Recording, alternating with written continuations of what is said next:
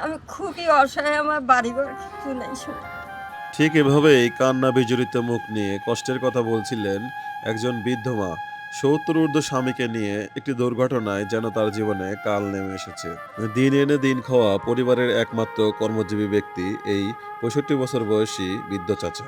ভাগ্যের নির্মম পরিহাসে এই বয়সে এসেও একটি পায়ের হাড্ডি ভেঙে কয়েক টুকরো হয়ে গেছে এই বৃদ্ধ চাচার। ঠিক এভাবেই কান্না বিজড়িত মুখ নিয়ে বলছিলেন তার বৃদ্ধ স্ত্রী। তিনি বলেন, সে যা কামাই করত তা দিয়ে কোনোমতে ডাল ভাত খেয়ে চলতো আমাদের সংসার। ঠিক এমন অবস্থায় হঠাৎ করেই এমন একটি দুর্ঘটনা আমাদের জীবনে কাল হয়ে এসে এবং সেই দুর্ঘটনায় আমার স্বামীর একটি পা ভেঙে কয়েক টুকরো হয়ে যায়। এ বিষয়ে স্থানীয় একজন ইমাম জানান, তারা খুবই অসহায় পরিবার। হঠাৎ একটি দুর্ঘটনা তাদের জীবনে কাল হয়ে এসেছে।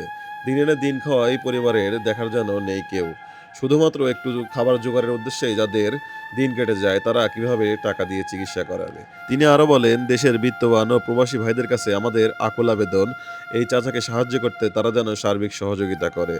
এবং সেই সাথে এই অসুস্থ চাচার স্ত্রী আমাদেরকে বলেন, আজকের জন্য কিছু টাকা হলে আমি আমার স্বামীকে একটু ডাক্তারের কাছে নিয়ে ভালোভাবে দেখাতে পারতাম। অতঃপর বাংলা রবির পক্ষ থেকে আমরা তার জন্য সামান্য পরিমাণ কিছু টাকা তার হাতে তুলে দেই এবং স্থানীয় ওই ইমামের মাধ্যমে টাকাগুলো আমরা তাদেরকে বুঝিয়ে দেই।